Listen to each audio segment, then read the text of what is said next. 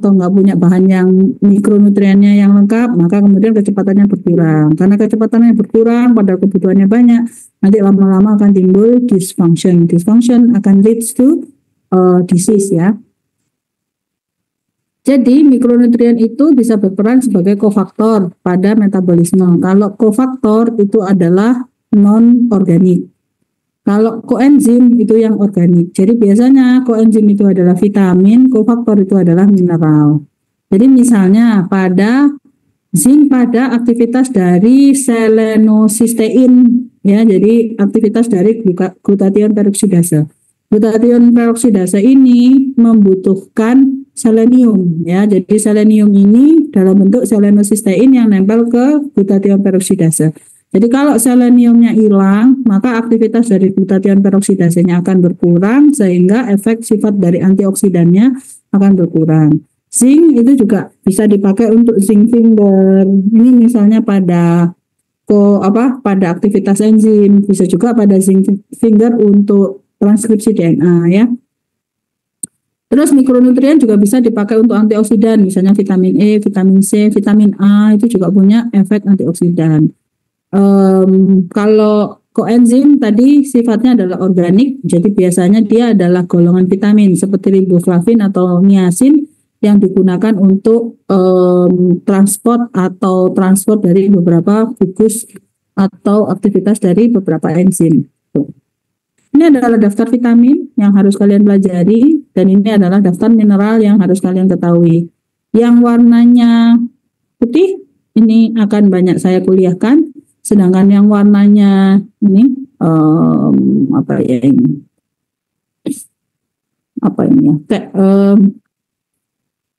hijau duduk biru duduk gini nih ya, ini adalah bahan-bahan yang biasanya saya masukkan sebagai tambahan. Untuk sekarang tambahan kalian adalah belajar tentang magnesium dan selenium gitu ya, sama zinc ini juga sudah mulai jadi wajib, jadi 1, 2, 3 ini tambahan. Kapan itu pelajaran tambahannya adalah kromium, terus kapan itu juga fluoride. Nah gitu ya, jadi ini saya geser-geser sesuai dengan semester sehingga soalnya nggak pernah sama. Jadi metabolisme mineral itu pada dasarnya didasarkan kepada fungsi dari anion dan kation di dalam tubuh kita. Jadi tubuh kita itu memiliki anion dan kation atau memiliki mineral dalam bentuk ion positif atau ion negatif. Nah, ion positif sama ion negatif itu memiliki jumlah yang berbeda ketika di dalam sel dan di luar sel. Kalau di dalam sel itu kita sebut sebagai intraseluler anion dan kation, sedangkan kalau di luar kita bagi menjadi interstisium, jadi di interstisial dan intravaskuler. Jadi interstisium sama intravaskuler itu termasuk ekstrasel, jadi cairan yang di luar sel. Kalau cairan yang di dalam sel kita sebut sebagai cytosol fluid ya, atau cairan intraseluler gitu. Terus kalau di luar sel kita sebut ekstraseluler, kita bagi menjadi 2, yaitu cairan interstisial atau interstisium dan cairan intravaskuler. Bedanya sebenarnya nggak terlalu beda ya antara cairan interstisial sama cairan intravaskuler. Cuman biasanya pada cairan intravaskuler dia lebih banyak mengandung bahan-bahan ya, misalnya dia punya glukosa, punya lipoprotein, punya macam-macam. Sedangkan di interstisium itu biasanya hanya terbatas protein-protein yang pendek, kemudian beberapa protein lain yang juga sifatnya pendek ya, sifatnya kecil, mikron, ukurannya kecil, bukan yang besar. Kalau di dalam intravaskuler dia bisa ada sel darah, bisa ada yang lain-lain juga bisa gitu ya. Tapi secara struktur dia lebih banyak mengandung natrium kalau ekstraseluler dan kalium intraseluler. Dan ini equilibrium ini tetap harus dipertahankan karena dia dipergunakan untuk berbagai fungsi tubuh di dalam tubuh kita. Jadi natrium atau sodium itu adalah elektrolit atau mineral yang kita gunakan untuk mempertahankan air tetap berada di dalam sel dan tetap berada di luar sel, dan penting untuk keseimbangan cairan terutama ekstraseluler. Dan ini sangat penting untuk excitable cells, jadi sel-sel yang sel-sel yang mudah dirangsang dan berperan pada regulasi tekanan darah dan tekanan osmotik. Jadi kalau dalam kondisi sodium yang seimbang, Maka sodium balance itu ada dua pengendalinya ya. Jadi yang pertama adalah dikendalikan dari ADH dengan mengendalikan air. Bisa juga dikendalikan dari golongan aldosteron dan angiotensin atau RAAS, renin angiotensin aldosteron system, ini mengendalikan kadar natrium. Jadi kalau terjadi perubahan, jadi di dalam ekstraseluler itu kan begini isinya. Oke. Cairan ekstraseluler misalnya, kita ambil, maka isinya di sini pasti akan ada H2O, ya kan, sama ada Na+.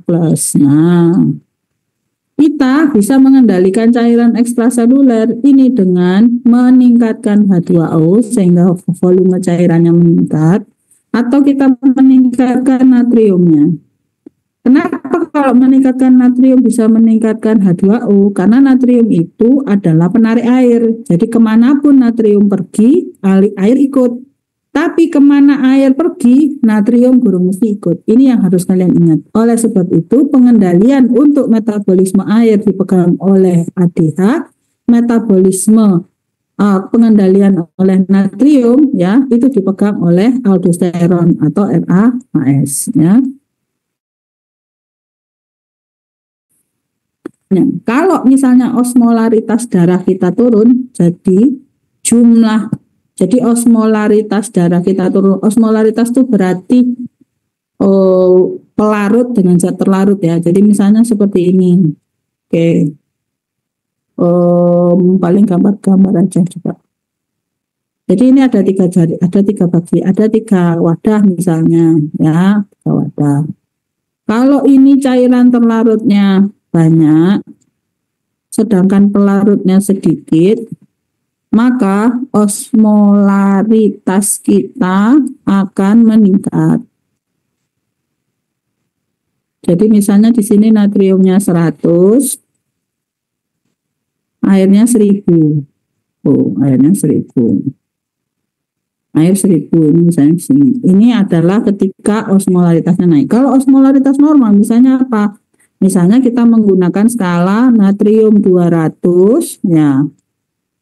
Terus airnya itu misalnya natrium 200, airnya 800 ya, air. H2O-nya 800. Maka strukturnya dia iyalah boleh begini lah. Nanti terus ini nanti airnya akan segini ya.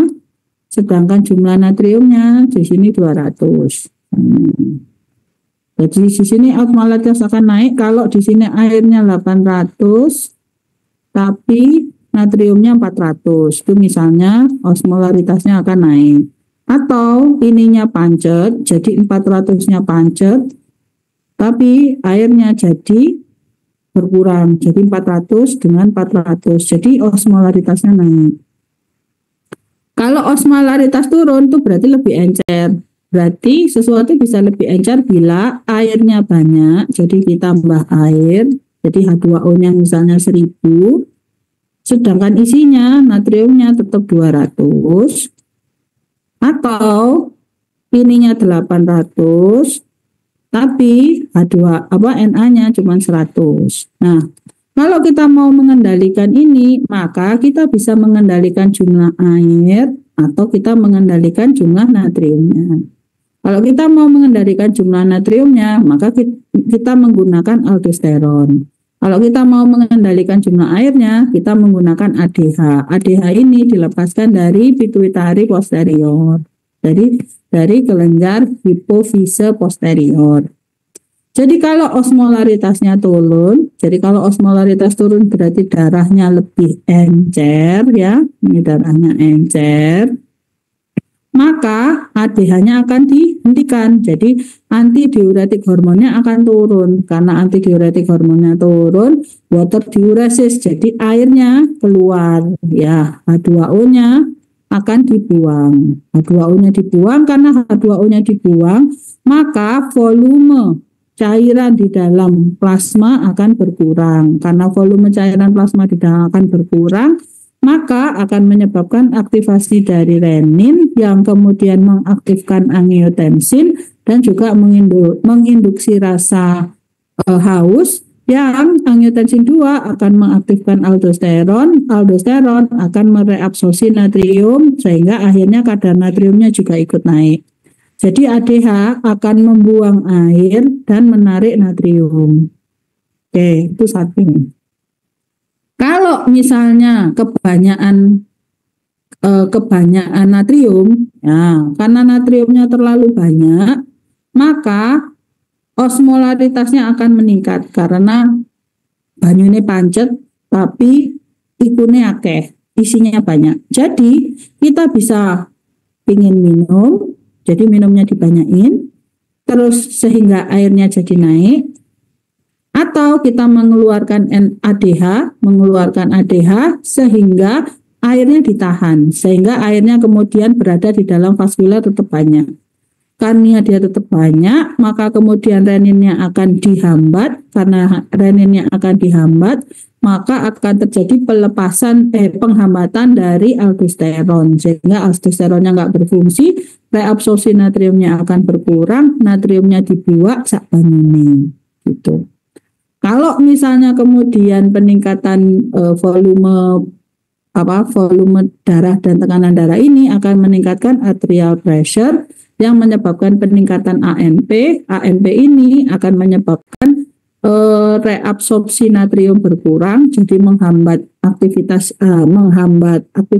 bersama-sama, menghambat aktivitas dari aldosteron, sehingga natriumnya itu tidak digoceli, tidak diambil, tapi dibuang, sehingga kemudian kembali ke normal.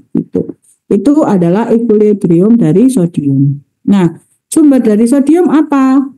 Oh ya, ini tadi ya gambar ceritanya ya. Jadi kalau volume darah meningkat, terjadi distensi, maka akan terjadi pelepasan natriuretic peptide yang kemudian akan menginduksi ini sehingga hemostasis akan kembali. Kalau hemostasis terganggu, misalnya karena natriumnya hilang atau cairannya hilang atau darahnya berkurang, maka akan terjadi peningkatan renin angiotensin aldosteron sistem yang kemudian menyebabkan peningkatan aldosteron sehingga meningkatkan retensi natrium, atau dia menghambat pelepasan air sehingga jumlah air yang masuk juga akan banyak sehingga cairan di dalam tubuh kembali normal. Jadi natrium, air, aldosteron, ADH itu semua mengendalikan metabolisme natrium yang penting untuk menjaga cairan intravaskuler atau cairan ekstraseluler. Kalau cairan ekstraseluler itu terganggu, nanti akan mengganggu homeostasis dari cairan intraseluler. Kalau intraselulernya diganggu karena lingkungannya begitu, ya nanti fungsi sel juga tidak akan bisa berjalan dengan baik. Jadi gangguan itu bisa juga karena perubahan dari osmoreseptor, perubahan dari osmolaritas. Tadi ya, osmolaritas bisa terjadi karena peningkatan cairan, peningkatan isi dari volume, isi dari vaskuler. Jadi misalnya terjadi peningkatan glukosa sehingga kemudian cairan ekstravaskulernya menjadi lebih pekat. Karena lebih pekat, maka terjadi peningkatan osmolaritas. Peningkatan osmolaritas akan menginduksi aktivitas dari osmoreseptor dan ini akan menyebabkan peningkatan hormon ADH. Ya, karena peningkatan hormon ADH meningkatkan keinginan untuk minum. Makanya orang diabetes jadi ingin minum terus. Salah satu mekanismenya ke sana. Yang kedua, misalnya terjadi karena peningkatan osmolaritas terjadi karena misalnya orangnya dehidrasi, jadi dibuang airnya karena diare atau karena kepanasan, maka terus kemudian volume air berkurang, terus isinya misalnya banyak protein itu ketahan, maka osmolaritasnya juga akan naik, menginduksi pelepasan dari ADH, dan ADH ini akan menarik air, memasak air itu lebih banyak masuk ke dalam vaskuler sehingga kembali lagi dalam kondisi normal. Atau kalau misalnya terjadi pengenceran cairan, jadi di dalam darah cairannya lebih banyak, misalnya orangnya minum terus sampai banyak gitu ya, terus akhirnya apa, ADH-nya dihambat, karena ADH-nya dihambat dia enggak ingin minum, kemudian jumlah airnya menjadi banyak dan dikeluarkan melalui urin gitu.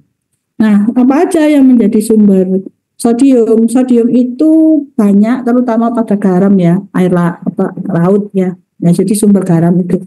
Cuman ternyata Sodium itu juga banyak pada proses food ya. Jadi makanan-makanan yang diproses baik itu melalui pengasaman atau dalam bentuk apa ya, dalam bentuk itu ya makanan-makanan yang sudah dibuat gitu atau makanan yang dikalengkan. Kenapa?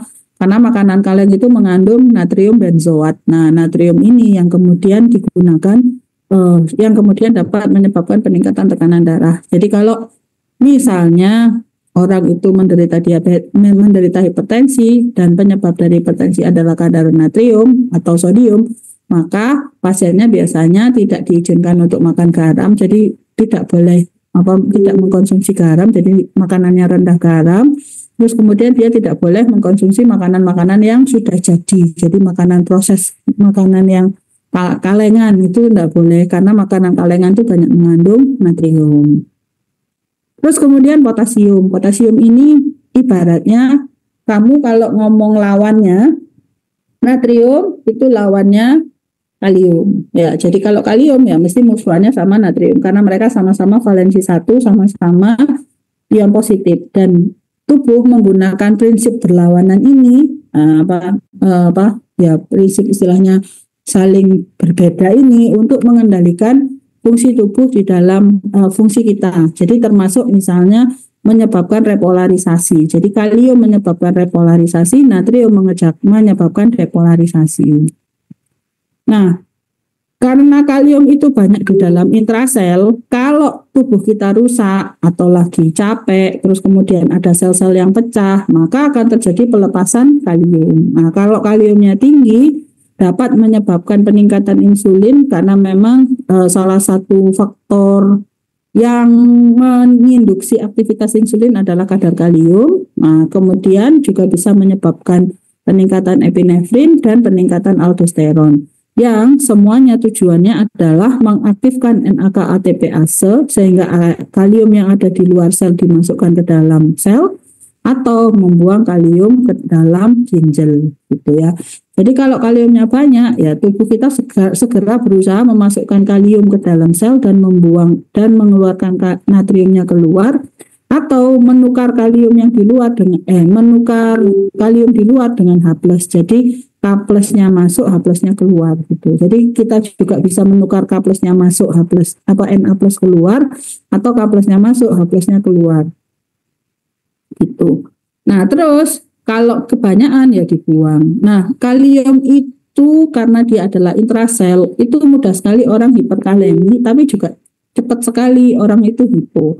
Jadi selama fungsi ginjalnya baik, kita masih mampu membuang, masih itu hiperkalemi atau hipokalemi itu adalah rare occurrence, jadi jarang terjadi. Kalau natrium hipo sama natrium hiper itu biasanya terjadi akibat gangguan dari regulasi hormonal gitu. Kalau nggak ada gangguan hormonal biasanya nggak timbul masalah. Tapi kalau misalnya ada kelainan misalnya perdarahan atau dehidrasi dan sebagainya, itu yang berubah dulu biasanya natriumnya dulu. Habis natrium baru kemudian potasiumnya bergerak. Jadi potasium itu baru bergerak atau mengalami perubahan ketika terjadi peningkatan diet yang berlebihan atau dari adanya trauma atau kerusakan pada sel-sel tubuh kita. Tuh. Jadi faktor-faktor apa yang berperan pada keseimbangan natrium ya pastinya adalah kadar kalium dalam plasma. Kalau kadar kalium dalam plasma itu banyak, maka kalium akan dimasukkan ke kalium dalam plasma banyak, maka kalium akan berusaha dimasukkan ke dalam sel, ditukar dengan H+, sehingga H+-nya akan naik, maka nanti akan timbul asidosis. Jadi orang dengan hiperkalemi biasanya akan terjadi asidosis juga. Nah, kalau pasiennya itu asidosis itu kalau ada H+-nya banyak, maka yang terjadi adalah kalau orangnya asidosis duluan ya, bukan hiperkalemi duluan. Kalau hiperkalemi duluan nanti jadi asidosis. Kalau asidosis duluan nanti justru jadi hiperkalemi. Jadi saling kebalikan begitu ya. Jadi kalau ini banyak H+, maka H+-nya akan dimasukkan, K+-nya keluar, jadi hiperkalemi. Kalau hiperkalemi juga bisa kaliumnya dimasukkan, ditukar sama H+, itu juga bisa. Jadi asidosis sama hiperkalemi itu bareng biasanya. Terus kemudian kalau terjadi penurunan natrium sehingga kemudian terjadi perubahan dari aldosteron sehingga kadar aldosteronnya meningkat, itu akan dapat menyebabkan pelepasan kalium karena aldosteron akan membuang Na bersama-sama membuang K+. Jadi ketika terjadi diuresis, jadi membuang natrium, itu kaliumnya mesti katut, gitu ya. Oleh sebab itu penggunaan obat-obatan seperti furosemid, golongan tiazid itu akan menyebabkan penurunan reabsorpsi natrium sehingga akan terjadi perubahan pada supply dari natrium di dalam ductus collectivus, dan ini akan menyebabkan natrium dibuang ya. Jadi natriumnya dibuang, ketika natrium itu dibuang, kaliumnya katut. Nah, ini adalah sumber-sumber kalium. Kalium itu banyak sekali pada makanan ya. Jadi hampir semua makanan kita itu banyak kaliumnya. Cuman kalium itu tidak diserap kecuali kita lagi butuh. Cuman biasanya akan ada proses penggantian ya. Jadi kalium lama dikeluarin, terus kemudian diganti kalium yang baru gitu. Nah, dari mana tubuh bisa sensing bahwa kalium ini kalium lama sama ini kalium baru, itu sampai sekarang jadi misteri ya. Jadi misalnya kita makan kalium tuh kan berarti kaliumnya baru tuh. Nah, di dalam sel kita kan udah ada kalium. Nah, tubuh kita itu ternyata mengeluarkan kalium yang lama, dibuang melalui urin, terus kalium yang baru dimasukkan ke dalam sel. Nah, ini mekanismenya sampai sekarang kenapa kok harus ditukar seperti itu, dan kapan kok tahu itu ditukar, itu belum ada yang tahu. Tapi yang jelas tubuh kita itu ternyata menyimpan bahan-bahan baru sedangkan bahan-bahan lama dibuang. Jadi deteksi bahwa ini kalium lama, ini kalium baru, itu kita nggak tahu detektornya, tapi itu terjadi.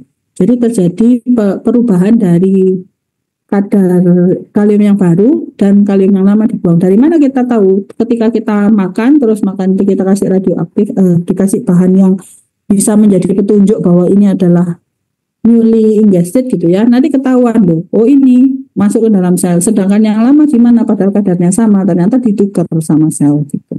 Jadinya penting bagi kita untuk tetap mengkonsumsi natrium dan kalium untuk tadi meregenerasi kalium dan natrium yang ada dalam tubuh kita, sehingga natrium dan kalium yang tersimpan adalah yang baru, bukan yang lama begitu. Terus zat besi. Nah, ini zat besi ini adalah bahan yang sangat penting ya untuk metabolisme, terutama dia digunakan untuk eritrosit yang membentuk hemoglobin. Terus kemudian dia berfungsi untuk membawa oksigen dan karbon dioksida, serta penting untuk pertumbuhan. Zat besi itu masuk melalui intestin ya, kemudian diserap dalam bentuk Fe2+ biasanya, karena kita hanya punya channel ferro, kita nggak punya channel ferring. Terus kemudian disimpan dalam bentuk transferin. Transferin itu di plasma ya. Selain plasma itu namanya ferritin ya, ferritin. Jadi ada yang transferin masuk kemudian dirubah menjadi ferritin, tapi ferritin juga ada yang beredar di dalam darah. Cuman dia dominannya ada dalam bentuk transferin. Transferin itu bisa kemana-mana. Terus kemudian dia bisa masuk dalam struktur enzim atau bisa juga disimpan di dalam bone marrow ya. Jadi bone marrow itu akan memiliki cadangan besi. Begitu juga dengan retikulum endotelial. Jadi di dalam sel tubuh kita itu juga menyimpan zat besi dalam bentuk hemosiderin biasanya. Jadi hemosiderin, ferritin itu simpanan zat besi, sedangkan yang di dalam darah adalah transferin. Ini disimpan dominannya ada di dalam sumsum tulang karena memang dipergunakan untuk membentuk eritrosit. Jadi dietary iron, jadi dari zat besi itu masuk ke dalam tubuh kita harus dalam bentuk ferro Fe2+. Kenapa? Karena kita hanya punya channel Fe2+. Kita belum punya channel dengan valensi 3 ya. Belum, dalam tubuh kita belum teridentifikasi channel dengan valensi 3. Jadi kalau ada valensi 3 mesti harus dirubah jadi valensi 2 dulu kalau dia bisa. Kalau nggak bisa, ya nggak bisa diserap. Contohnya Fe itu kan ada golongan ferri, ada yang golongan ferro. Jadi yang Fe2+ sama Fe3+ masuk dalam bentuk Fe2+, dan ini dibantu oleh vitamin C. Jadi kalau kalian misalnya anemia defisiensi Fe, jangan lupa mengkonsumsi vitamin C karena vitamin C akan mempercepat masuknya Fe dalam tubuh. Karena apa? Dia mereduksi, jadi Fe3+ direduksi jadi Fe2+ sehingga bisa masuk. Terus kemudian dirubah menjadi transferin. Nah, transferin ini adalah cadangan di dalam plasma dan dia bisa pergi kemana-mana, gitu ya. Dia bisa masuk ke kulit, bisa kemana, terserah dia maunya kemana, ya. Kemudian kalau ke jaringan dia bisa berubah jadi bahan komponen untuk sitokrom, ion enzim jadi iron enzim jadi enzim-enzim yang pakai iron, terus mioglobin juga bisa. Terus transferin juga bisa masuk ke bone marrow. Nah, untuk proses eritropoiesis dan biasanya disimpan dalam bentuk cadangan ferritin gitu. Terus bisa juga dalam bentuk Hb, yang Hb-nya ini kalau difagositosis oleh sel-sel sel-sel limpa ya akan dirubah Fe-nya kemudian menjadi ferritin kembali terus disimpan dalam bentuk hemosiderin. Hemosiderin tidak pernah berkeliaran ya. Hemosiderin itu selalu berada di dalam sel sehingga hemosiderin adalah cadangan diam Fe dalam sel. Kalau ferritin itu adalah cadangan Fe dalam darah dan dalam hepar serta di dalam sum-sum tulang. Sehingga ferritin itu sebenarnya lebih merepresentasikan jumlah Fe secara keseluruhan. Kalau transferin itu menunjukkan kemampuan kita mengikat atau menyimpan Fe. Nah, sumber Fe apa? Ya ini ya, jadi banyak sekali sumber Fe dan kebanyakan bahan-bahan ini adalah sifatnya biji-bijian ya. Terus berikutnya yodium. Kok hasilnya taruh belakang orangnya? Ya, jadi yodium. Yodium ini adalah bahan yang penting yang digunakan untuk metabolisme, bukan metabolisme ya, digunakan untuk pembentukan hormon tiroid. Nah, ketika masuk ya, jadi iodin itu masuk ya sebagai yodium. Kita makan ya. Ini sekarang banyak orang mengalami gangguan yodium karena garam yang dikonsumsi ternyata tidak memiliki fortifikasi yodium yang cukup. Jadi pastikan kalau kalian mengkonsumsi garam ada tulisan garam beryodium, terus sudah jelas kadar yodiumnya berapa. Terus kemudian yodium itu akan diserap, kalau nggak bisa diserap dia akan dibuang, dapat menyebabkan diare ya. Terus kemudian bisa juga diserap, ketika dia diserap dia akan masuk ke dalam darah. Kemudian dia akan dibawa ke folikel kelenjar tiroid. Nah, folikel kelenjar tiroid itu akan menyimpan 5.000 sampai 7.000 mikrogram. Jadi semua yang masuk itu disimpan semua di tiroid. Ya, jadi tiroid ini kemudian akan digunakan yodium yang ada di dalam tiroid ini kemudian akan digunakan untuk membentuk hormon tiroid. Selain itu jaringan-jaringan luar ya ekstraseluler juga akan menyimpan T4 ya dalam bentuk yodium dalam bentuk T4 atau yodium dalam bentuk bebas. Tapi yodium dalam bentuk bebas itu hanya ada dalam darah ya. Kalau yodium dalam bebas itu ada dalam darah dan dalam folikel kelenjar tiroid. Selain itu dia biasanya dalam bentuk T3 T4 yaitu hormon tiroid yang. Jadi kalau ada konsumsi tiroid kemudian masuk ke dalam masuk ke dalam kelenjar tiroid kemudian disimpan dalam folikel tiroid terus akan terbentuk menjadi T3 T4 yang dipakai oleh jaringan. Nah, jaringan ini kemudian akan menyimpan yodium atau menyimpan T3 T4 untuk fungsi selnya atau dari T4 diubah menjadi T3 yang juga digunakan untuk fungsi sel. Nah, selain itu ada yang namanya thyroid binding globulin atau TBG. TBG ini fungsinya mengikat T3 T4 sebagai cadangan T3 T4 di dalam darah. Nah, kalau kadar T3 T4-nya turun, maka akan terjadi feedback atau penyampaian informasi balik kepada pituitari dan kepada hipotalamus untuk menghasilkan TRH dan kepada pituitari untuk menghasilkan TSH sehingga kemudian terjadi sintesis hormon tiroid. Nah, seperti itu. Prinsipnya dari yodium bisa dibuang ya, bisa dimasukkan ke dalam sel ya, kemudian dia berpengaruh kepada plasma yodium atau dari dari plasma itu nanti masuk ke dalam tiroid, ditempelkan ke tiroglobulin.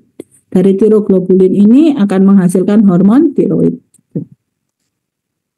Sumber-sumber yodium apa? Ya pastinya banyak under the sea ya. Jadi makanan-makanan laut itu banyak yodiumnya. Itu utama seaweed, terus kemudian beberapa salmon itu memiliki kadar yodium yang tinggi. Jadi tingkatkan konsumsi bahan laut ya. Selain itu juga bisa dari garam yang difortifikasi atau dari dua sumber ini, telur dan apa ini namanya kacang kacang black eye. Tapi kayaknya di Indonesia enggak ada. Bisa pakai yogurt juga. Tapi ingat ya, ada yang namanya goitrogenik, bahan goitrogenik. Apa itu bahan goitrogenik? Bahan goitrogenik adalah bahan yang menyebabkan penghambatan absorpsi yodium. Jadi cassava, apalagi singkong, terus kemudian kobis, cauliflower, kembang kol, terus kemudian kacang dan produk-produk kedelai itu ternyata menghambat absorpsi yodium. Oleh sebab itu pasien-pasien dengan hipotiroid itu tidak boleh mengkonsumsi ini bahan-bahan ini karena ini akan menyebabkan yodium yang masuk semakin rendah, kondisi tiroidnya semakin parah. Jadi kalau pasiennya hipertiroid justru malah disuruh makan ini. Kalau pasiennya hipotiroid jadi tiroidnya terlalu sedikit, nggak boleh makan ini. Ini kita sebut sebagai goitrogenic food ya. Jadi makanan-makanan yang memiliki sifat goitrogenik. Berikutnya kalsium. Ya, kalsium ini adalah sangat penting ya. Dari intraseluler dia itu berperan untuk mengendalikan fungsi sel seperti eksositosis, untuk kemotaksis, cellular adhesion, kemudian enzimatik, proliferasi dan sebagainya. Itu semua pasti butuh kalsium. Terus untuk ekstraseluler ternyata kalsium itu digunakan untuk koagulasi darah. Terus kemudian untuk neurotransmitter, fungsi dari kontraksi otot jantung maupun kontraksi otot muscle otot polos ya, otot polos. Jadi kalsium itu diregulasi dengan berbagai mekanisme, tapi kalau dia masuk ke dalam tubuh kita tuh biasanya harus mengkonsumsi kalsium. Kenapa? Karena kalsium itu bagaimanapun juga pasti akan ada yang dibuang. Nah, oleh sebab itu kita tetap harus mengkonsumsi kalsium karena kalsium itu we usually lost, jadi kita akan selalu kehilangan kalsium walaupun jumlahnya sedikit. Jadi 99% akan disimpan dalam bentuk di tulang sebagai kalsium fosfat ya. Terus kemudian sisanya dia dapat beredar di dalam tubuh untuk mempertahankan kadar kalsium ekstraseluler.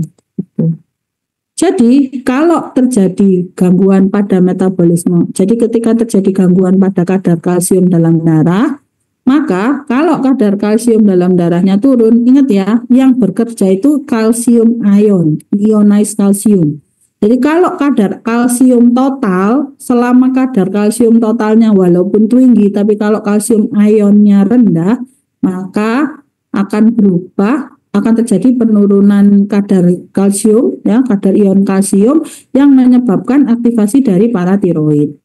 Kalau kadar ionized kalsiumnya naik, ya, maka akan terjadi penghambatan kepada kelenjar paratiroid sehingga PTH-nya nggak terbentuk. Justru malah kalau kalsiumnya banyak, aktivasi dari kalsitonin akan menginduksi penyimpanan kalsium di tulang, menyebabkan peningkatan pelepasan kalsium di dalam ginjal sehingga kadar kalsium akan turun. Sedangkan kalau kadar kalsiumnya turun, jadi jumlah kalsium bebasnya berkurang, akan merangsang paratiroid akan melepaskan hormon paratiroid yang bekerja pada 3 mekanisme.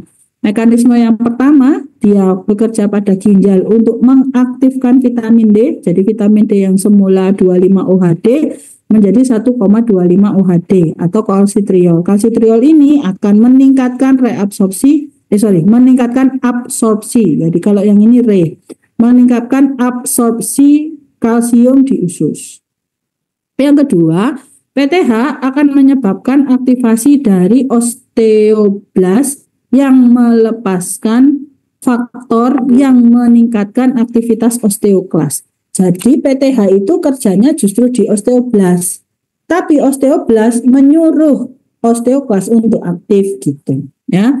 Menyebabkan terjadinya aktivasi dari osteoklas yang menimbulkan demineralisasi. Jadi kemudian mineral di dalam tulang ini dipecah, terus kemudian kalsiumnya akan meningkat dan kemudian akan meningkatkan kadar kalsium di dalam darah. Selain itu, paratiroid juga akan bekerja ke ginjal. Caranya gimana? Menghambat ekskresi, jadi menghambat pembuangan kalsium sehingga kalsiumnya ditarik atau reabsorpsi kalsium meningkat di ginjal sehingga kadar kalsiumnya akan meningkat karena yang dibuang sedikit. Nah, sumber kalsium apa aja? Ini ya. Yang paling utama adalah susu. Ya, susu itu adalah sumber kalsium yang penting. Terus juga whey protein. Whey protein itu sebenarnya adalah keju, tapi yang diproses gitu ya. Bisa juga dari bentuk-bentuk yang lain. Biasanya produk-produk susu itu menghasilkan banyak kalsium. Berikutnya adalah fosfat. Ya, jadi fosfat itu anion. Anion itu pasangannya. Jadi kalau natrium, kalium pasangannya klorida. Kalau kalsium, magnesium biasanya pasangannya adalah fosfat. Ya. Nah, fosfat ini akan terlibat dalam apa ya namanya metabolisme kesinambungan dari kalsium. Jadi kalsium, vitamin D, fosfat dan FGF23. Ini nanti cerita ketika kita ngomong metabolismenya. Ketika kita ngomong proses yang terjadi pada penyemanan kalsium. Fosfat. Jadi fosfat itu karena dia adalah abundance anion ya. Jadi kita itu selama fosfatnya kita cukup dari makanan, terus dari sel-sel yang rusak itu fosfatnya masih bisa dipakai, maka kita itu jarang hipofosfatemi. Tapi yang sering adalah hiperfosfatemi, itu lebih sering. Ya, jadi yang pertama terjadi adalah kalau ada perubahan pada serum, maka nanti akan terjadi perubahan pada aktivitas dari usus, tulang, dan ginjal. Jadi sama seperti kalsium, aktivitasnya selalu 3, ginjal dan tulang. Ini juga sama. Jadi nanti dia akan di reservoir disesuaikan dengan tempatnya. Jadi fosfat akan ditempelkan ke tulang sebagai penyimpanan utama, sedangkan dibuangnya melalui ginjal. Dan dia biasanya dibuang dalam jumlah yang lebih banyak daripada kalsium. Jadi kalsium itu lebih dihemat daripada fosfat. Jadi kalau kadar fosfat kita turun, kalau ada makanan dalam bentuk fosfat, ya fosfatnya banyak, maka fosfat ini akan dibuang atau diserap. Ya, yang diserap itu adalah 900, jadi cuma 2/3 aja. Kemudian dia akan terlibat dalam ekstraselular fosfat, kadar fosfat ekstrasel. Kalau kadar fosfat ekstraselnya naik, berarti terjadi hiperfosfatemia, maka akan diinduksi pelepasan FGF23. Yang FGF23 ini akan merangsang NaPi2A, saya lupa kepanjangannya apa. Ini adalah natrium fosfat transport ya, transport 2A sama 2C yang kemudian akan membuang fosfat. Ya, jadi fosfatnya dibuang. Tapi kalau misalnya ekstraselular fosfatnya turun, maka paratiroidnya akan aktif dan paratiroid akan memecah tulang sehingga kadar fosfatnya akan meningkat. Tapi bisa juga dari paratiroid mengaktifkan NaPi2C, itu juga bisa. Jadi ketika kadar fosfatnya naik, PTH yang meningkat itu akan menyebabkan aktivasi dari NaPi2A, itu juga bisa. Nah, kok bisa kayak gitu? Jadi ketika terjadi perubahan pada kadar fosfat, ya, perubahan fosfat level, maka fosfat ini akan disimpan. Jadi kalau kadar fosfatnya tinggi, maka akan dirangsang dalam bentuk bone formation. Tapi kalau kadar fosfatnya rendah, maka akan terjadi peningkatan bone resorption. Nah, ini melalui regulasi dari paratiroid, vitamin D, dan FGF23 gitu. Jadi 3 bahan tersebut saling tergantung. Nah, sumber-sumber fosfat itu ini ya, nanti bisa dicari, tapi yang paling penting adalah biji bunga matahari, ini yang paling common, sama daging ya. Sumber-sumbernya dari daging. Magnesium itu adalah kofaktor ya. Jadi dia menjadi kofaktor dari banyak, dan magnesium itu ibaratnya temannya kalsium. Jadi kalau kalsium itu gandengannya magnesium, natrium gandengannya potasium. Terus biasanya dia digunakan untuk DNA, DNA atau RNA, terus kemudian dia juga berfungsi pada respon imun dan juga menjadi kofaktor pada enzim-enzim yang meregulasi reaksi biokimia. Oleh sebab itu biasanya kadar kalsium dalam darah itu cenderung, dalam tanda kutip, itu adalah lebih tinggi daripada magnesium. Jadi kalsiumnya itu selalu lebih tinggi dari magnesium.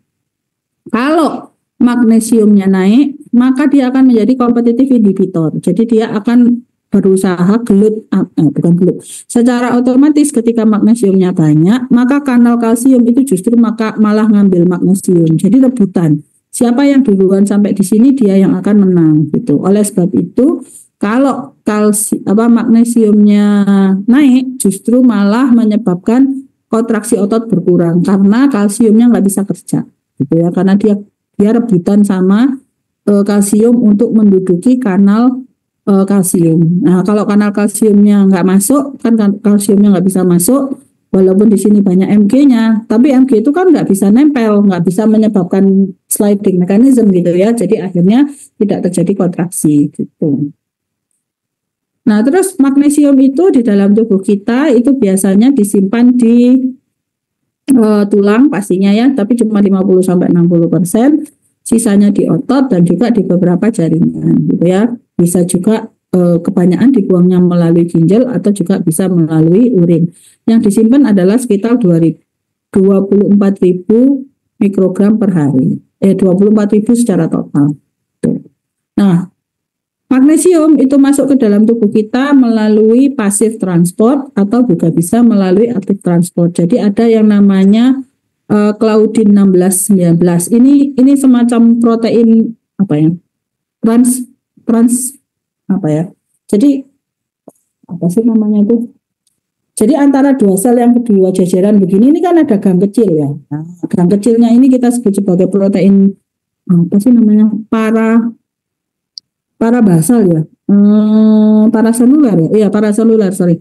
Jadi protein yang berada di antara dua sel. Nah, ini kemudian dia nembus gitu, melalui ini terus masuk ke dalam darah gitu. Atau dia juga bisa masuk melalui beberapa kanal ya. Jadi kanal-kanal tertentu yang kemudian dia nebeng, itu juga bisa. Atau juga bisa melalui facilitated diffusion dengan cara nempel dengan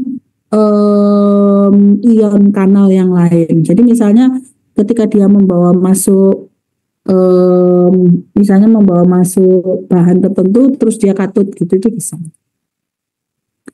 Ini sebenarnya nggak perlu. Nah, ini sumbernya ya, jadi sumber-sumber dari makanan mengandung kalsium itu paling banyak, magnesium itu yang paling banyak adalah bayam ya. Bayam terus kacang almond itu penting ya. Jadi ada beberapa tanaman atau sayurannya kebanyakan yang warna ya, memang sayuran ya hijau ya. Tapi paling banyak adalah pada bayam. Itu. Nah, berikutnya adalah zinc. Ya, zinc ini adalah trace mineral ya, jadi jumlahnya cuma sedikit, tapi dia menjadi komponen untuk metaloenzim. Banyak sekali. Karbonik anhidrase. Karbonik anhidrase ini digunakan untuk merubah CO2 plus H2O menjadi H2CO3. Nah, terus alkalin fosfatase ini untuk mengikat kalsium dan fosfat. Terus kemudian alkohol dehidrogenase ini biasanya untuk sintesa mengubah kadar alkohol ya. Terus laktat dehidrogenase ini juga digunakan untuk co-recycle itu ya. Terus SOD ini sebagai antioksidan dan juga digunakan untuk zinc finger dari protein untuk transkripsi dan translasi. Jadi kalau pada kondisi berlebihan zinc ya, jadi zincnya kalau misalnya banyak, maka zinc akan dikeluarkan melalui zinc transporter ya, keluar, atau kemudian zinc itu secara aktif dipompa masuk ke dalam lumen. Atau kalau misalnya terjadi jumlah yang cukup, maka dia akan seimbang antara zinc yang ada di dalam lumen maupun zinc yang ada zinc yang ada di dalam lumen atau zinc yang ada di dalam plasma darah gitu ya. Jadi ketika zincnya defisiensi, maka aktivasi dari zinc protein transporter akan semakin tinggi. Kalau misalnya kondisi zinc defisiensi itu juga akan menyebabkan zinc transporter satunya akan berhenti. Jadi kalau kelebihan maka zinc transporter satunya aktif, tapi zinc proteinnya, ZIP-nya, jadi PRT-like protein ZIP-nya ini akan mati. Sedangkan kalau zinc defisiensi justru ininya aktif dan satunya mati gitu ya. Tujuannya untuk apa? Mengendalikan kadar zinc di dalam tubuh. Ya, kalau kadar zinc itu terjaga dengan normal, maka kemudian fungsi tubuh kita juga akan baik. Jadi zinc dari makanan atau zinc dari bahan-bahan yang mengandung Zn itu kemudian akan dilepaskan menjadi Zn2+. Karena dia Zn2+, maka dia akan masuk melalui kanal 2+, ya. Bisa masuk ke dalam kanal melalui zinc transporter, bisa juga nebeng melalui kanal kalsium atau kanal magnesium, karena dia merupakan valensi 2. Jadi selama dia valensi 2, kalau kanalnya nggak spesifik ya dilebokno melok deh. Terus kalau sudah masuk ke dalam darah, zinc akan terikat dengan albumin. Jadi kalau kadar albuminnya turun, ya zinc darahnya akan berkurang. Terus kemudian akan dibawa menuju ke sel untuk dirubah sesuai dengan fungsinya menjadi metallothionin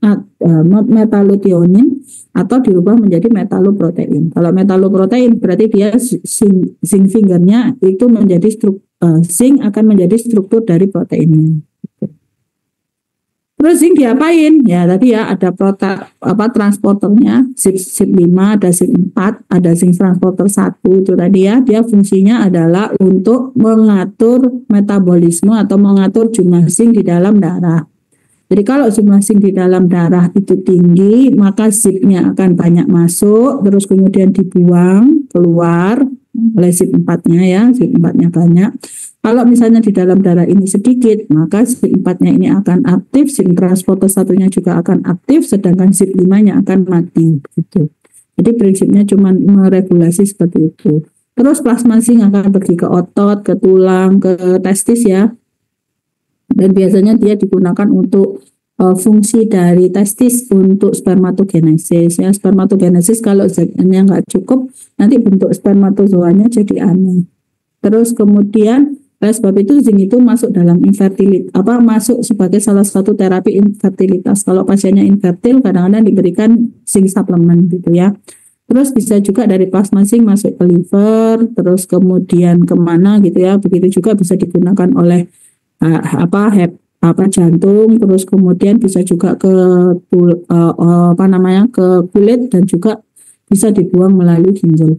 Kalau dia di kulit itu dibuangnya melalui keringat ya. Jadi keringat itu nanti kadang-kadang dagingnya itu mengandung banyak mineral ya, bisa juga dibuang yang lain. Nah, kalau zinc itu ternyata mengalami gangguan, jadi kalau kadar zincnya nggak cukup, itu ternyata menyebabkan kelainan-kelainan seperti ini, termasuk kehilangan rambut. Jadi kalau rambutmu rontok, mungkin kamu mengalami defisiensi Zn. Jadi mungkin bisa mulai mengkonsumsi banyak makanan yang mengandung Zn atau mengkonsumsi multivitamin dengan Zn. Nah, ini adalah penyakit-penyakit yang bisa timbul akibat defisiensi Zn di dalam tubuh. Dan ini adalah kadar normal Zn di dalam tubuh. Ini adalah sumber-sumber Zn. Ya. Sekali lagi sumber Zn itu biasanya dari laut, ya, sama kayak yodium. Cuman bedanya kalau pada yodium itu dia banyak pada rumput laut, kalau zinc itu banyaknya justru pada golongan ini, crustacea begini nih. Seperti lobster, crabs, oyster, tiram ya. Terus kemudian kerang itu banyak mengandung Zn. Dan ini akhirnya menjadi salah satu pangan nutrisional yang digunakan untuk terapi pasien-pasien dengan infertilitas terutama pria.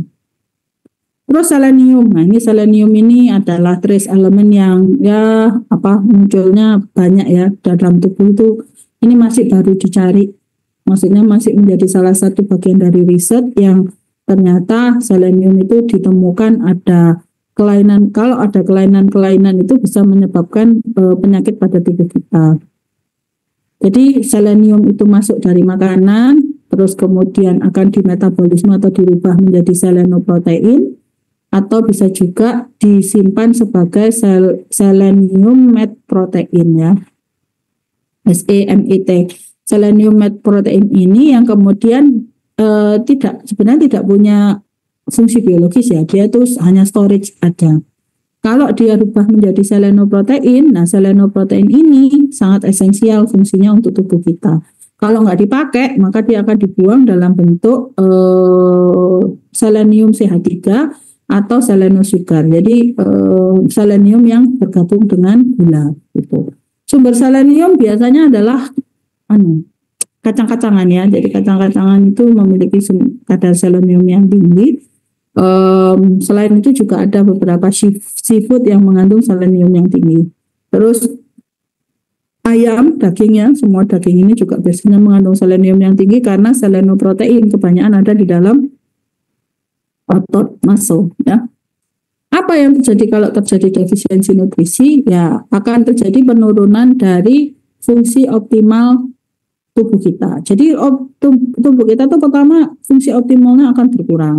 Kemudian lama-lama menjadi tidak efektif ya. Jadi misalnya absorpsinya berkurang atau ekspresinya meningkat. Atau ini berusaha sebagai mekanisme kompensasi.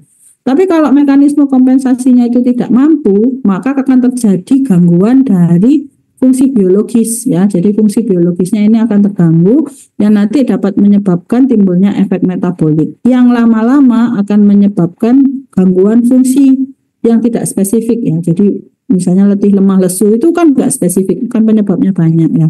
Terus bisa juga menyebabkan kelainan imunologis seperti kognitif, kelemahan dan sebagainya. Terus baru timbul clinical disease, jadi penyakit yang nampak ketok banget, contohnya pada vitamin C gitu ya. Kamu pertama kalau defisiensi vitamin C itu cuma badan gak enak, gak nyaman, gampang lemah, gampang lemas gitu.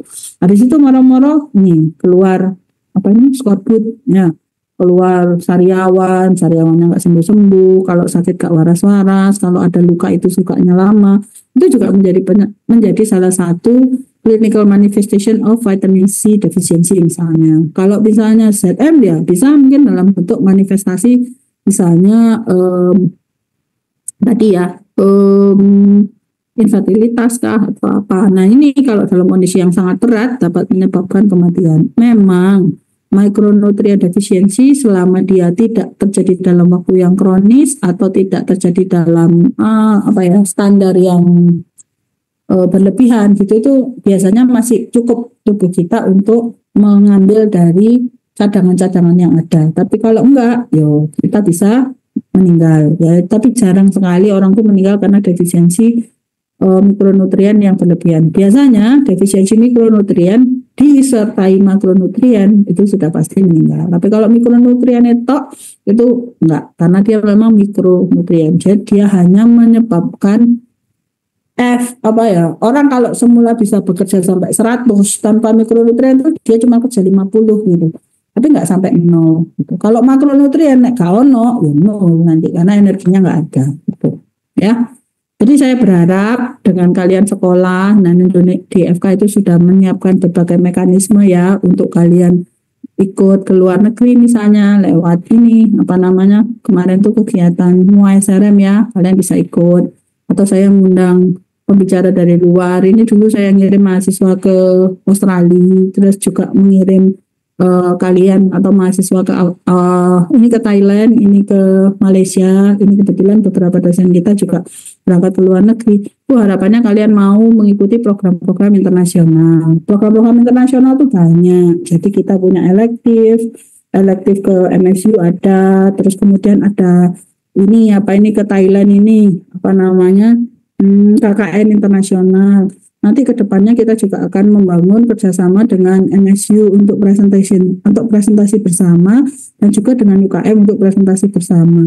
Jadi saya berharap kalian nanti mau ikut kegiatan-kegiatan ini, tidak hanya sekedar sinau ngrungokno kuliah terus mulai mari ngono dapat nilai A. Nah, pertanyaannya kalau nilainya A tapi ternyata tidak tahu cara mengimplementasikannya juga percuma gitu ya. Jadi pelajar yang baik itu baik. Lebih bagus lagi adalah menjadi pelajar yang baik dan mampu mengimplementasikan apa yang dia pelajari ke masyarakat, tidak hanya sekedar mendapatkan nilai. Mungkin itu dari saya dan juga sudah jam 4, ada pertanyaan?